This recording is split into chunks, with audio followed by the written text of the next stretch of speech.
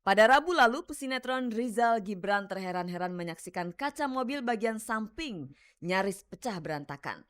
Kejadian ini berlangsung siang hari sewaktu ia sedang syuting di perumahan Raffles Hill Cibubur. Menurutnya kerusakan ini diakibatkan oleh kelalaian petugas pemotong rumput. Rizal sudah melaporkan kejadian ini pada perusahaan maintenance perumahan. Namun hingga kini tak ada tanggapan. Rizal masih tak habis pikir mengapa kawasan seelit ini kenyamanan dan keamanan para penghuni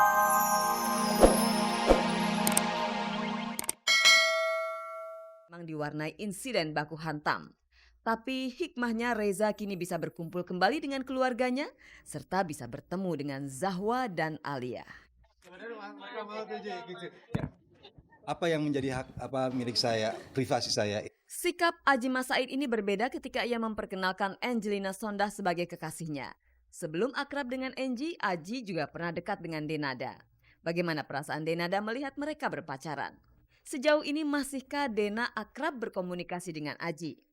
Setiap manusia kita pasti merasakan bahagia juga kalau kita melihat teman kita atau orang kita kenal merasakan satu kebahagiaan. Iya dong gitu ya. Itu pun juga yang saya rasakan terhadap Mas Aji dan juga Angie gitu ya. Kalau memang saya sebagai teman ngelihat apalagi saya ngelihat juga bagaimana gitu mereka berdua gitu saling sekarang menjalani satu hubungan ya aku rasa kalau asal as long as they happy gitu aku rasa aku seneng kok. Aku sama Mas Aji kami sekarang komunikasi, kalau masalah komunikasi ya kita memang mungkin karena kesibukan masing-masing juga, aku juga ada kesibukannya, dia juga ada kesibukannya gitu ya, wajar lah gitu ya. Jadi tapi ya kami sampai saat ini juga masih berteman baik gitu. Sepertinya jawaban-jawaban Denada sudah klasik didengar, namun Denada membawa cerita lain, apalagi kalau bukan soal cowok. Sekarang ia sedang dekat dengan putra Menteri Luar Negeri Hasan Wirayuda, Yan Wirayuda. Hubungan mereka sudah diketahui orang tua masing-masing. Nah, kalau sudah begini tentunya hubungan Denada dan Yan Wirayuda lebih dari sekedar teman biasa. Kami dekat tapi kami berteman, just friend. Friend dalam arti kata yang sebenarnya, berteman. Memang kenal dan memang kami hubungannya baik, tapi dan saya mengenal baik, tapi ya teman. Kenal di London. Waktu itu kebetulan aku adalah salah satu penyanyi untuk acara 17 Agustus dan kemerdekaan ya, dan pada saat itu juga dia juga ada di situ untuk ada kepentingannya sendiri. Kalau targetnya sebenarnya nggak mau targetin apa-apalah. Kalau aku sama dia pribadi nggak ada target apa-apa, kita ngejalanin aja hubungan pertemanan ini. Apa yang terjadi sekian tahun ke depan atau sekian waktu ke depan hanya Allah yang tahu. Dan mudah-mudahan apapun yang terjadi itu yang terbaik buat kita. Tapi kalau so far sampai sekarang sih kita masih berteman banget.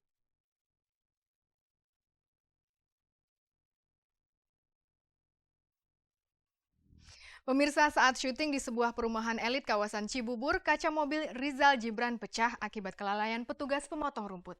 Hingga kini pihak maintenance perumahan tersebut belum memberikan pertanggungjawabannya. Lantas langkah apa yang bakal ditempuh oleh Rizal? Dan kemarin Isabel Yahya menemui Gus Dur untuk minta dukungan atas kasus foto telanjangnya yang menjadikan Isabel sebagai tersangka. Gus Dur siap menjadi saksi yang meringankan. Nah, seperti apakah pertemuan mereka? Kita saksikan beritanya.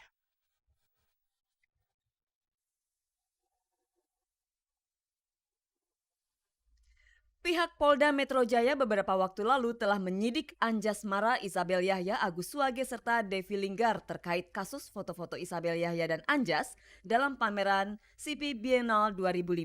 Mereka sudah dinyatakan sebagai tersangka lantaran foto-foto tersebut dinyatakan melanggar norma kesopanan.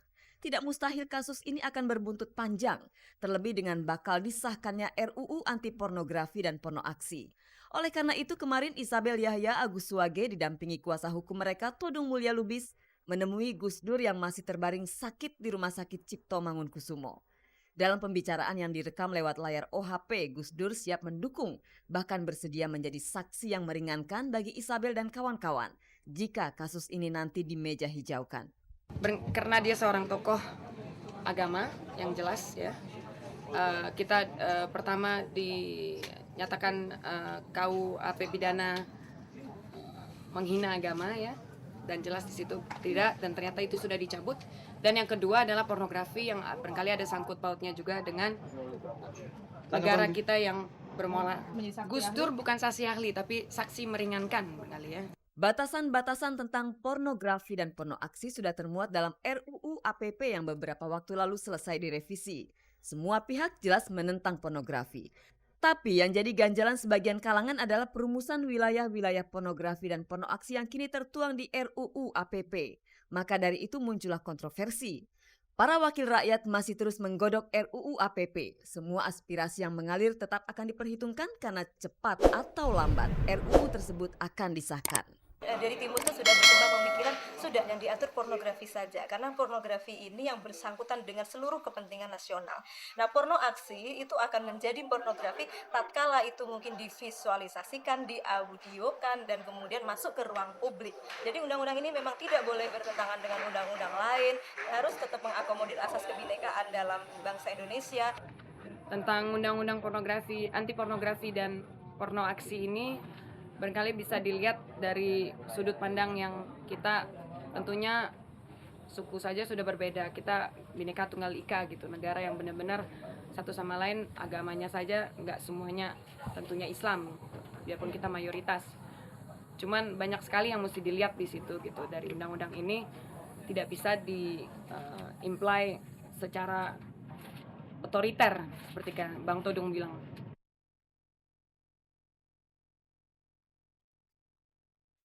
Pada Rabu lalu, pesinetron Rizal Gibran terheran-heran menyaksikan kaca mobil bagian samping nyaris pecah berantakan. Kejadian ini berlangsung siang hari sewaktu ia sedang syuting di perumahan Raffles Hill Cibubur. Menurutnya kerusakan ini diakibatkan oleh kelalaian petugas pemotong rumput. Rizal sudah melaporkan kejadian ini pada perusahaan maintenance perumahan. Namun hingga kini tak ada tanggapan. Rizal masih tak habis pikir mengapa kawasan seelit ini kenyamanan dan keamanan para penghuninya tidak terjamin dengan baik. Kejadiannya pagi, mobil-mobil itu pada parkir ya di tempat parkir, dan itu hanya mobil saya, ada mobil-mobil pemain yang lain ada juga. Nah, itu terjadi bisa intinya aja human error. Arah potongan itu mengarah ke jalan. Mungkin teknik motongnya mungkin kurang tahu tekniknya seperti apa, mengarah ke jalan yang akhirnya batu-batu itu gitu. Akhirnya berterbangan dan kena ke mobil saya itu dua kali, yang parah sekali sampai mengakibatkan mobil saya ini pecah. Yang membuat saya dan teman-teman kru semua yang tersinggung adalah mereka mengasih uang yang maksudnya disuruh sama orang bawahan, dikasih 200.000. Coba nih tolong deh gitu. Itu yang membuat akhirnya semua sampai tersinggung, sampai udah kita redahin. Saya cepat emosi juga, wah kok begini caranya, nggak sehat. Apakah seperti ini kita syuting di suatu kawasan perumahan yang cukup elit dengan jaminan keamanannya cukup pelayanannya cukup nggak bagus gitu ya.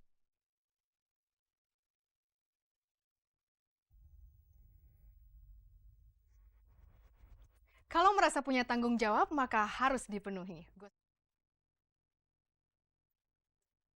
Karir Nafa Urbah di jalur akting akhir-akhir ini lebih kelihatan menonjol ketimbang karir menyanyinya. Nafa tentu tidak mau dibilang berat sebelah dalam menjalani karirnya. Nafa pun seakan memberikan bukti bahwa ia masih setia di jalur tarik suara dengan rencana tampilnya di konser Jamrud beberapa waktu ke depan. Rencananya Nafa Urbah akan berduet satu lagu dengan Jamrud. Rupanya naluri rocker dalam diri Nafa belumlah luntur, kendati selama ini Nafa Urbah cenderung mengeluarkan album berirama pop melankolis. Selain konser dengan Jamrud, ada beberapa hal dari Nafa yang menarik perhatian kami. Salah satunya tentang kabar bahwa Nafa tengah berbadan dua. Gua hamil.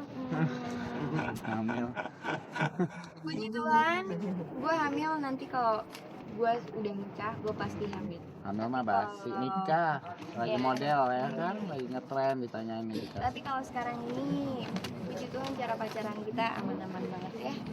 Oke, kalau begitu kapan rencananya kalian akan menikah? Dengar-dengar Nafa dan Zekli sedang mencicil keperluan pernikahan seperti misalnya memesan busana pengantin. Belum tahu sih, belum ada rencana. Malah tadi aku diwawancara sama siapa ya tadi, lupa namanya. Dia bilang gini, ada gosip katanya udah beli baju. Beli baju. Katanya udah pesen baju, tapi belum rencana pun belum gitu. Paling kita cuma ngobrol-ngobrol doang. Sepasang kekasih ini memang tengah serius membicarakan rencana pernikahan, terutama soal konseling perkawinan yang harus dijalankan. Soalnya kalau menikah kan kita butuh konseling dulu ya. Paling tahun depan kali. Kayaknya setahun depan lagi deh. Nah, soalnya konseling tuh 3 bulan tuh. Kita nawar sebulan aja nggak boleh. Jadi konseling tuh harus 3 bulan gitu. Sementara kita baru mulai kerja lagi gitu. Jadi kalau seandainya kita konselingnya November, Desember, Januari, baru bisa merencanakannya tahun depan lagi. Kita tinggal tunggu saja tanggal pernikahan yang nanti akan diumumkan Nafa Urbah dan Zack Lee.